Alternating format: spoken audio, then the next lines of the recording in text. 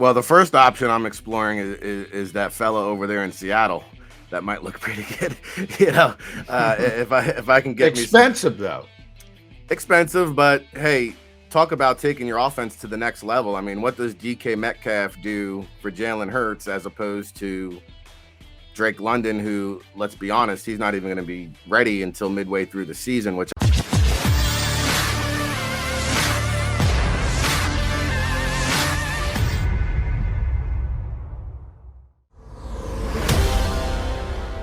And our pleasure to punch out Eagles opinion and info on you every single day for the last year, and we'll continue to do so for the next year. And when we need, we'll log on with others who can give us more information than we actually know. And we're going to do that right now with our buddy from the NFL Draft Bible, his podcast on Sports Illustrated leading up to the NFL Draft, and catch each and every single day. Ric Serritella here with us on Birds 365. All right, the state of football. What banner you got over your left shoulder there, Serritella? it's the morning show, Mac and Mac. Happy anniversary, by the way. I had to bring the goatee to the show for the 1 year. Oh, thanks. Much too dark for our liking, but we appreciate the effort. We're trying over here. But yeah, we got the morning show ramping back up for the draft season. We got a slew of guests coming on leading up to the draft. During the draft, we'll have the live stream coverage for those of you who are looking for a little alternative analysis and not so much powder puff fluff, we say. Yeah, powder puff. And by the way, Rick, one of the great things about the NFL draft is all the curveballs along the way. We got a big one yesterday surrounding the Philadelphia Eagles, obviously, and the New Orleans Saints. How does that shift your view? What does that tell you when you see somebody like Mickey Loomis? We'll do it from the Saints' perspective first, and make that move, which doesn't look good on paper for him. He's obviously got an idea. He's got a plan, and people automatically assume quarterback when you make this type of move. Well, if he wants a quarterback, he's probably got to make another move and do sort of what the Eagles did back when they had Carson Wentz. People forget they moved up once, then they had to move up again. Is that your thought? Was that your first thought when you saw this trade? No, I don't think it's quarterback there because, you're not trading into a prime position to be in a spot to take the quarterback of your choice. You're just hoping that somebody falls to you at 16 or 18 or whatever they're picking now. So for me, the Saints, what they see is the Rams model. I think if you go back to the Alvin Kamara draft, they did some moving and shaking and gave up some draft equity and found themselves 5 contributors that kind of rebuilt the roster on the fly. And I think the Saints have done well in the draft in recent seasons over the last 6 or 7 years. So you have a team who's financially strapped with the salary cap. And hey, why not move into, because let's be honest, I can count on one hand how many franchise type of players are in this year's draft after the top 6. I mean, 16, 26, 50, there's not much of a drop off there. So I think the Saints are just kind of getting in position to find themselves a quality contributor that they can plug and play at a cost-effective price here. And we've seen teams like the Rams give up that future draft equity and compensate down the road. Fair enough. I'm going to stick with the quarterback aspect of this. You've got your rankings. I got mine, John, as everybody has opinions. I think generally speaking, everyone could say this is not a great quarterback draft. It could turn into one 5 years from now, but on paper right now, it doesn't look that way. Where are the quarterbacks coming off? If you have to go team specific to it, if you just want to say generally, I look at this player as a value at top 10, top 15, first round, non-first round, as we've been through everybody's pro days, and we're now just 3 weeks and change away from the draft. Where is this quarterback draft sitting in your evaluation? I know there's going to be at least 2, and I think the Panthers are the first spot in the pecking order at 6 because, Matt Rule, Kenny Pickett actually committed to Temple before he committed to Pittsburgh, then decommitted once Rule went to Baylor. Plus, David Tepper, the Panthers owner, is a graduate of Pittsburgh. And, you had the 3 of them, Tepper, Scott Fitterer, the GM, and Matt Rule at Kenny Pickett's pro day, and I can't get the image of them on the sidelines telling Pickett to remove his glove, show us how you grip the football. So, I mean, I'm just reading the tea leaves there. I have to imagine that if the Panthers don't pull the trigger, that says a lot about Kenny Pickett. And I think that if the Panthers do choose to bypass a quarterback there, I think Pickett could slide all the way to 20 to the Pittsburgh Steelers, who, oh, by the way, share a training facility with the Pitt Panthers and would be as comfortable as anyone selecting Kenny Pickett if they are. After that, I think Malik Willis goes round one. I'm not buying what the Falcons and Seahawks are selling us. Marcus Mariota has durability issues. If you look at the way that contract is structured, it's more of a backup deal. And I just find a hard time believing. I've seen Drew Lock play. I don't know the Seahawks are ready to go to battle with one Drew Lock. So I could see Malik Willis coming off the board. I think the Falcons are at 8, and the Falcons could be in play to either trade back. And if they don't take a quarterback, I think Falcons and Jets will be the receiver destinations in the top 10. We'll get to that in a moment. But to me, Willis and Pickett are the two lockdowns, or the two locks for the first round. And then I'm starting to believe that if there is a third quarterback in the back end of the first round, maybe a team trades up. But Desmond Ridder out of Cincinnati, I think, is going to be the next guy, fellas. Wow. Yeah, it could be the 32. Move up to 32. Or maybe, who has 32? Detroit, right? Yeah, with the Rams, the deal that they made for Stafford. Who knows? They're in the market for a quarterback, so they might not even. They might love taking the quarterback at number 32 overall. Want to talk about edge rushers, Rick, because Jody and I have been talking about that a lot. It's an obvious need here in Philadelphia. But I want to talk about the David Ojabo injury and how that kind of affects things, because he had 6 top-tier edge rushers, and long term, I mean, Ojabo still might be in that category, but it's going to be hard for someone to take that leap now mid-first round. So you have that top 5, and we're talking Hutchinson, we're talking Walker, Thibodeau, Johnson, Karlaftis. So if you have Karlaftis, and I don't know your rankings, but most have Karlaftis as number 5 in that group, I would say. But as a whole, how quickly do you think that 5th guy is off the board? Because I think it's going to be pretty quick. Yeah, I think the edge rushers are going to be fast. They're going to be furious. And if you don't pull the trigger on round 1, well, you might be left holding a sack in round 2. And so in terms of Ojabo, man, what a tough injury to see. I think the Eagles kind of rolled the dice with the Sidney Jones coming out of Washington, who was a first-round pick and fell to round 3, I think it was. I think because the pass rushers are coming off the board so fast, so furious, Ojabo still goes day 2. I think he's a top 50 pick. My preference would be for a contending team to take him because he was a raw upside kind of guy to begin with. I would just redshirt him his first year if I had my preference. And so I do think he slides out of the first round because of that. For me, Karlaftis is 3. I call him the Greek god. I remember true freshman year, I went into Penn State. This kid was dominating guys. If you're looking for a guy that has strength, that has technique, that has a high floor, well, Karlaftis is a plug and play guy that, he's not going to be leading the league in sacks, but he's going to be up there 7, 8, 9, maybe double digit sacks year in and year out. I like his polish. Jermaine Johnson, I thought, did really well for himself at the Senior Bowl. We talked about that last time I was on the show. I thought he stated the case that he was the best player down in Mobile. And I think you're right, John. I think he could slide into that top 10 equation especially if there's not a quarterback. For me, Kayvon Thibodeau is still the best player in the draft. I'm not buying any of this hoopla, the nonsense. I think he's a far superior player than Aiden Hutchinson. I think he has way more potential upside, much better dip, rip, bend, strength, dominating presence. He's an alpha, guys. I mean, this is an alpha, cream of the crop, top blue chip prospect. Aiden Hutchinson, I'm sorry, I just don't think he's a slam dunk number 1 in my opinion. Could he be a contributing player? Sure. I just don't see him as a cornerstone type of player. All right.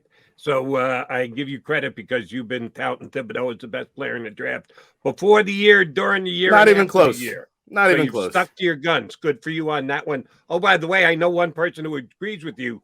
That would be Kayvon Thibodeau, who came out and said this week, if I'm not the #1 pick, there's something wrong with the process. Ludicrous. That is an alpha statement if ever I've heard one. All right, so I'm going to hold you down. I'm going to hold your feet to the fire. The 5 guys, if we assume Ajabu's going to fall either to the late first round or into the second round, the 5 defensive edge pass rushers, how many are off the board in the first 14 picks? If the Eagles at number 15 are looking at a potential pass rusher, of the 5, none left, 1 left, 2 left. I think it's a foregone conclusion that the top 3 are all gone in the 14 picks. Thibodeau, Walker, and Hutchinson. But Karlaftis and Johnson are maybes, probably to be off, but give us your top 14. After that, how many of the defensive ends are left out of the top 5, if any? I think you're hoping that either a Karlaftis or Johnson slides to you.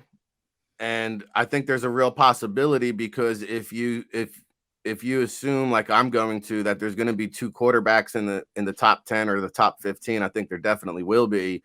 Then you start doing the math on the offensive tackles, and there's going to be at least 3, possibly 4, before the Eagles come up and pick. So you start doing the math: 4 defensive ends, 4 offensive tackles, 2 quarterbacks, 2 receivers.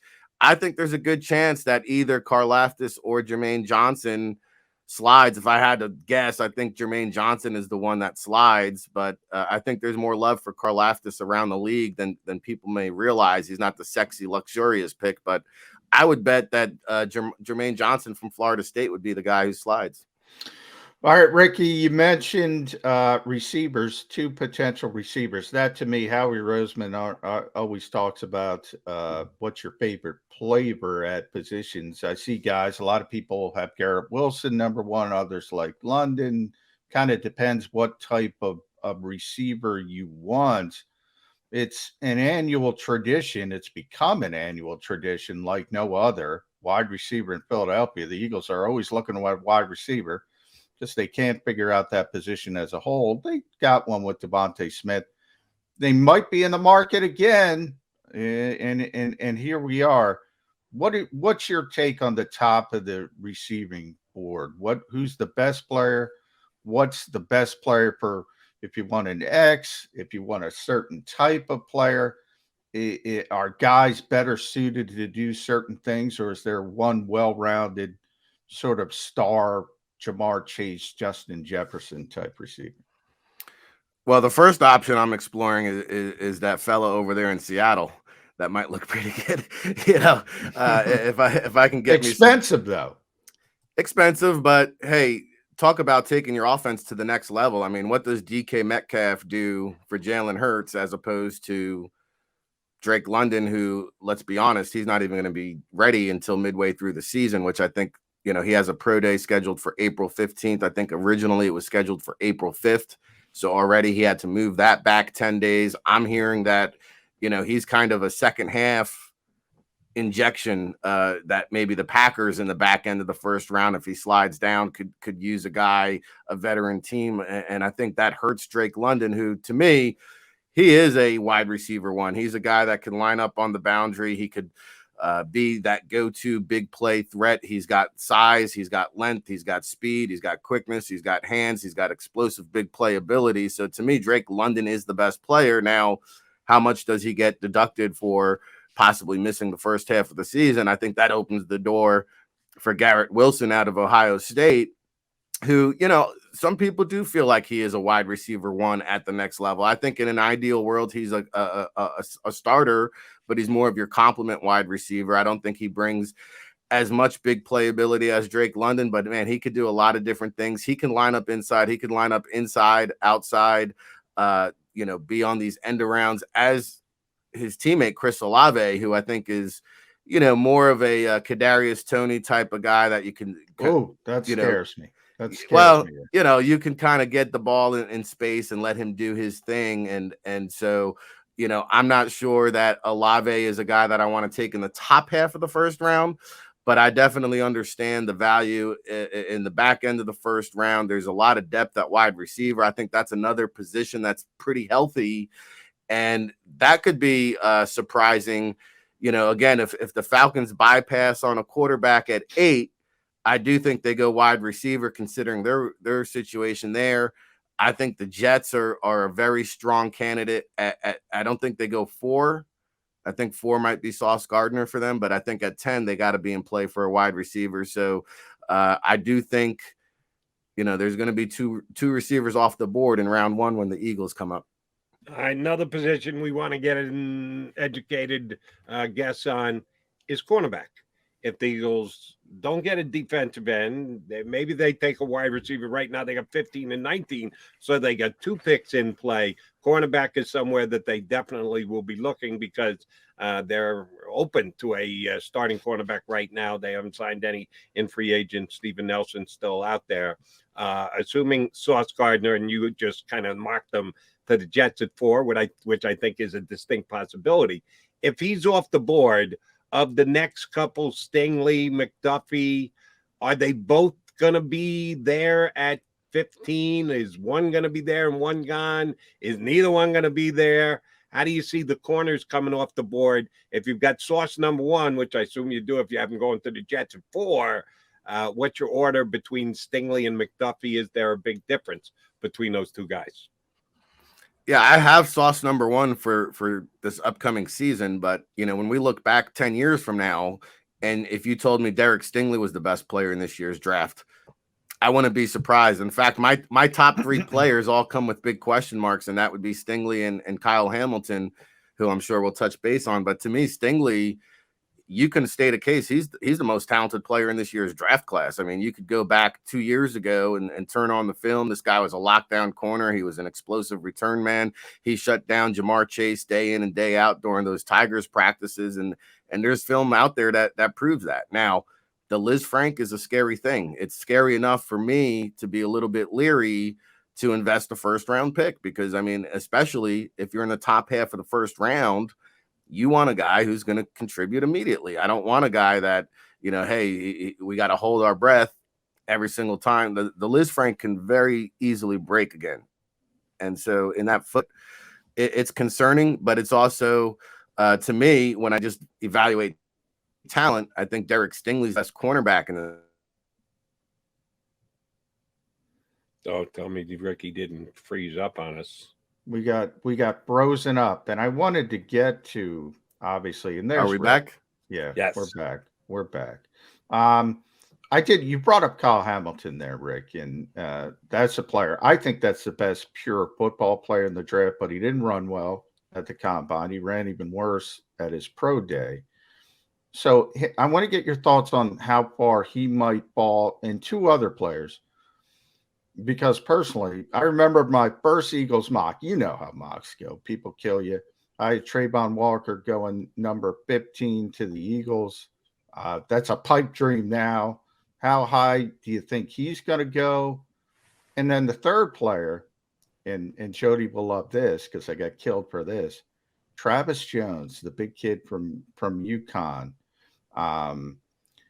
To me, if you want a 0-1, obviously you want Jordan Davis, but he's going to go pretty high. Is he the second best sort of big interior defensive tackle in this draft? Yeah, I would put Travis Jones up there, and Jordan Davis to me is another wild card type of player because he had one of the most historic pro days we've ever seen. Yeah, in terms of size and 40 and 10-yard split. And wow, just an incredible physical specimen.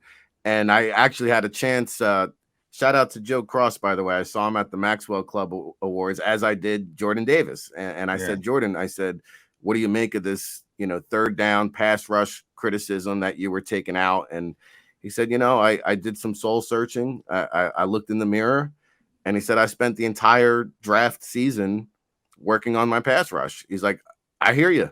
And so, he could have went a lot of different directions with that answer. I thought he showed a really good maturity about him and, very humble player. Also, that Georgia defensive line was pretty spectacular pretty too. good. I mean, they get 2-3 deep in first round picks. I mean, they got backups that are going to go top 50 here. And so Travis Jones out of UConn, you talk about a guy who doesn't have the Power 5 pedigree, right? So he wasn't on the national stage, primetime, week in, week out, but he just quietly went about his business. I've been around the UConn football program. The coaches rave about his work ethic, his leadership, and just another big, gargantuous guy who's nimble for his size, brings incredible strength. I like what Travis Jones. I think he's a dark horse candidate. He doesn't really get mocked a lot in the round one, but I think Travis Jones could sneak into the back end of the first round. Right, but you don't see him at number 19, do you? No, I think that's a little too rich.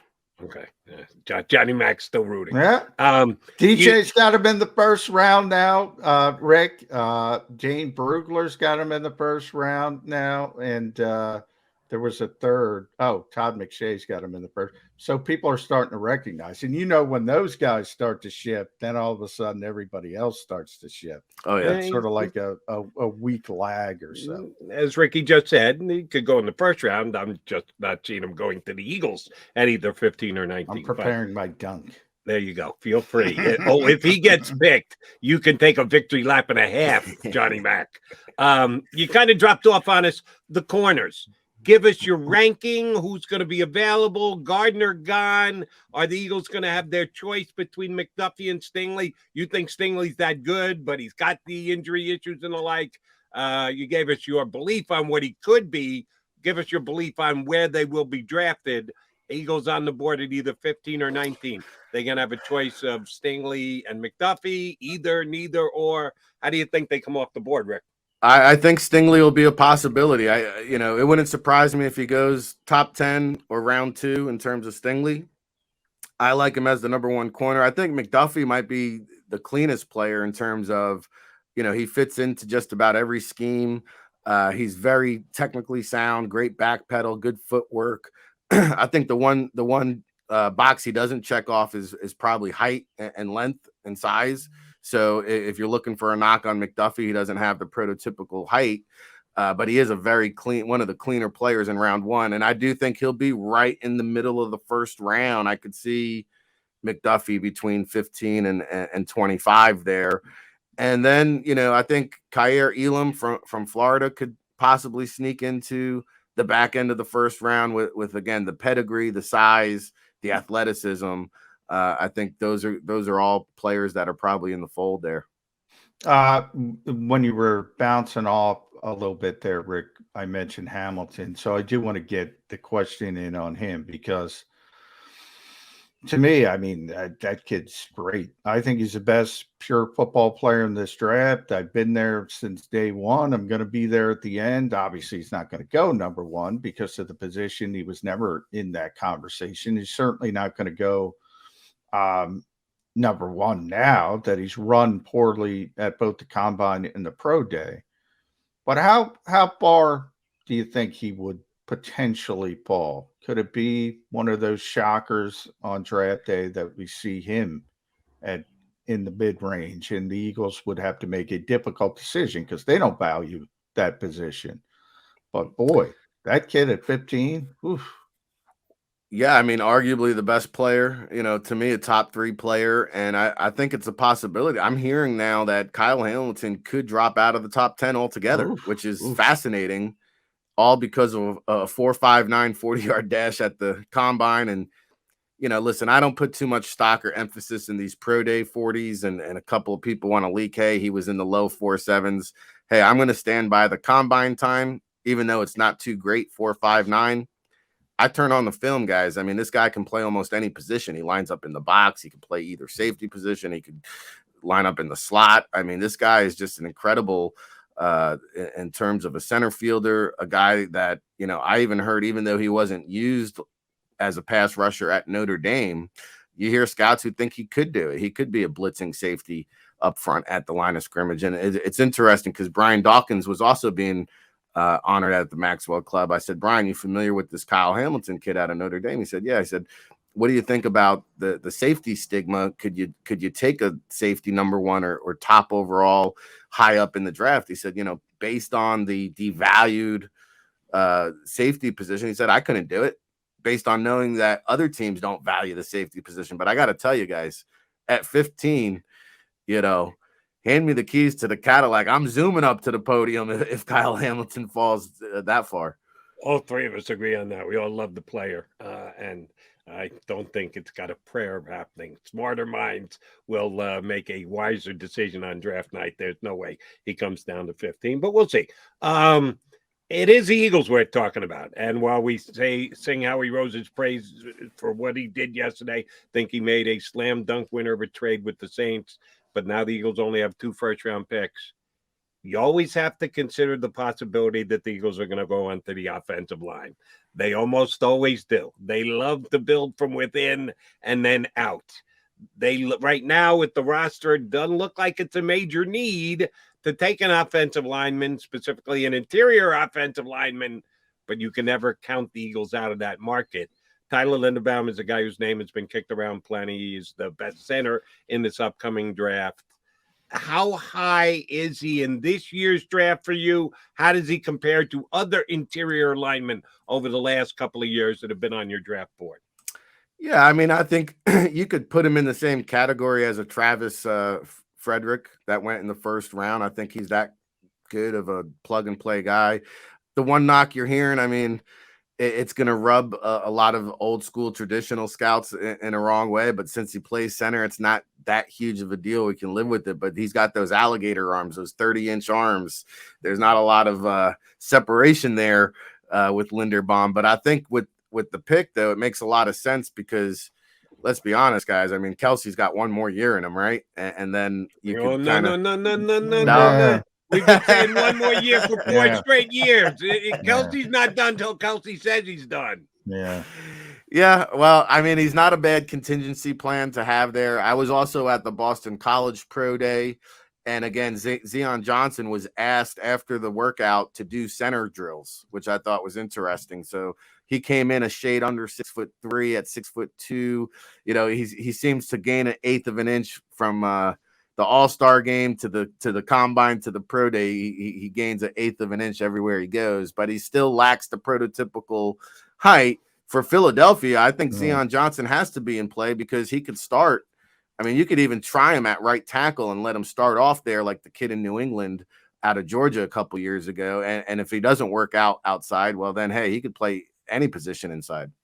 Now, my concern with Linderbaum, Rick, is I see Garrett Bradbury again. I remember people talking about Garrett Bradbury, how clean he was as a prospect and how athletic he was. And people would say he's the next Jason Kelsey. And guess what? As an athlete, he's stinking athletic, but he gets pushed around like what? He gets pushed right back into the pocket. Did people get too enamored in these comps sometimes? Because, Jason Kelsey might be a unicorn to be able to play the center position at his size, and especially with all the powerful guys we talk about in the NFL interior. Do you see some Bradbury sort of Linderbaum comparisons? I think a couple things there. One, I hate to put a yellow jacket comparison on any player coming out of college because it's so hard to project these guys to begin with. But to compare somebody to a yellow jacket, I mean, you're talking about an elite guy. That's not Linderbaum. He's not a top 5. He's not even a top 10 pick in this year's draft. So I think it's a little bit unfair. What I will say in the Bradbury comparison, I think Linderbaum is a little bit more technically refined. Iowa has a long, history and track record of putting out some very, fine-tuned players, And so I think that from a fundamental standpoint and an intelligence football IQ standpoint, Linderbaum checks off those intangibles. And that's why I think I'd give him a slight edge over Bradbury coming out now. Bradbury, I think, again, we fell victim to the combine. Like Kyle Hamilton's going to fall victim in a negative way. Bradbury was a positive beneficiary from testing well. And I think, that's the allure. And it's always been that way in the NFL. But I think in today's modern NFL, when you check off certain height, weight, speed measurement categories, there's, it's the old saying, you can't teach speed. And the NFL is fascinated by it. And if there's ever two prospects that are equal in talent on a team's board, 9 times out of 10, they're going to go with the bigger athlete and speed. All right, Ricky, last one for me. And the Eagles made the deal that they did yesterday, in part, big part, to give them flexibility going forward, as in next year. They now have 2 first-round draft picks next year, and Jalen Hurts seems to be locked in as their quarterback this year, but everyone doubts going forward he's going to have to show it next year.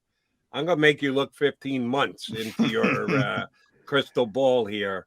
How good a quarterback draft is next year going to be? We certainly believe it's going to be better than this year, but is it going to be good enough where you're going to have 1, 2 guys, 3 guys, top 5, somewhere thereabouts? Who are those 3 guys? No, we've got a full season to go and a whole lot of work to go before we get to late April 2023. But give us your read on next year's quarterback draft. How good, how bad, who are the top guys? Yeah, and real quickly, I know we didn't touch much. I'm sure you guys spent the whole show on it, but I like what Roseman did. He's got the job security. Now he's got the draft equity for future years, and the COVID-19 pandemic is kind of beefing up, including this year's draft, in terms of depth. There's going to be a lot of depth. Last year there was only 725 players on our board.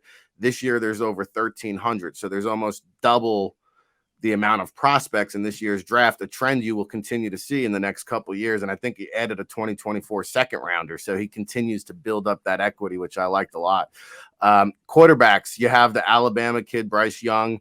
Had a chance to talk to him at the Maxwell Club. Again, very low-key demeanor, spreads around the love and the credit, gives everybody but himself a lot of credit. Reminds me of Tua in that manner. I think he's a guy that can make all the throws, as can CJ Stroud from Ohio State. And now both of these guys are going to have size questions. They're both hanging out around 6 foot tall, maybe 5'11". Maybe not as much of a label or a stigma as a decade ago. We've had some folks kind of kick down those barriers. So I think those are the 2 guys that everybody's looking at. Then you have some wild cards. I think the Miami quarterback Van Denmark is getting a lot of love early from scouts. Anthony Richardson from Florida, Will Levis from Kentucky. If you're looking for a quarterback to come out of the dark and kind of skyrocket up the draft boards, I think those are your candidates. And yes, for the record, it's going to be a much better quarterback-friendly draft class next year. All right, Rick, last one from me. And read Rick, NFL Draft Bible, at NFL Draft Bible on Twitter. Obviously part of the SI Now Network, which I'm a part of. We like that, at Fan Nation as well. The State of Football, NFL Draft Bible. Rick, every morning now as we lead up to the draft. You saw Bryce Young up close. I was at the Maxwell. I saw Bryce. And you mentioned some of the size issues. Obviously, he's got the talent. How concerned are you with the size issues? Because I don't, maybe it's unfair, but I think quarterback, and I'd rather have a guy 6'3", 6'4". I got a little Kyler Murray vibe, which is size-wise, not athletically, and that's a great player. But I do think there's some limitations when you are that small. Is that fair? I think it's very fair. I think Baker Mayfield is an example of that. I think he struggles a little bit because of his size. And, Bryce, I'm 6 foot on the button, and Bryce looked like he was a shade smaller than me. So I have him probably like maybe 5'11", and he seemed like he was slightly shorter than me. So, to his benefit, he's still young and possibly growing. I'm I'm done. So, to me, it stood out. It was an immediate, I would say, concern. Yes. Can I get over it? Sure. I have to, hone in more on, unless it's a situation where a guy is constantly putting the ball on the carpet and he can't hold on to the ball, or he's getting balls batted down at the line of scrimmage. And if I see that pop up and be a concern at the college level, well, then it's got to be a concern at the NFL level. And I do think hand size, if you're a naturally smaller built guy, to me, Kenny Pickett's hand size is a big concern, because you look at the turnovers. I think it's like 58 turnovers in 36 games or something to that effect. That's a lot of turnovers. It's a lot of lost fumbles. And, if you have small hands, especially in the Northeast, hey, there's a reason why he's wearing gloves in Pittsburgh to hold on to the football. And the NFL football is bigger. And I think we saw that. We mentioned it earlier in the show with the Panthers, to having him take off his gloves, show us how you hold the football. So I think it all adds up. All these little details you can find all the little warts, but at the end of the day, you watch the film and you say, hey, this guy makes some electrifying throws. So it'll be a fun case study. I think that both those guys, Stroud and Young, will be fascinating to watch, because they are everything that today's NFL looks for. And they're everything that traditional scouts, when I first broke into the business, were anti. So we're at that crossroads, I think, finally in the NFL. Ricky, we appreciate you coming on today. Worked out perfectly, because I asked you to come on yesterday before the Eagles made the trade. Then they made the trade, so it gave us the chance to zero in exactly who's going to be on the board in the first round when the Eagles are up. Not with 3 picks, only 2 now. Thank you for doing it with us. We're going to ask you back again right before the draft takes place. Thanks much for hopping on with us today. No, I look forward to it. And again, happy anniversary, guys. I'm going to have to celebrate with another hot cup of Joe.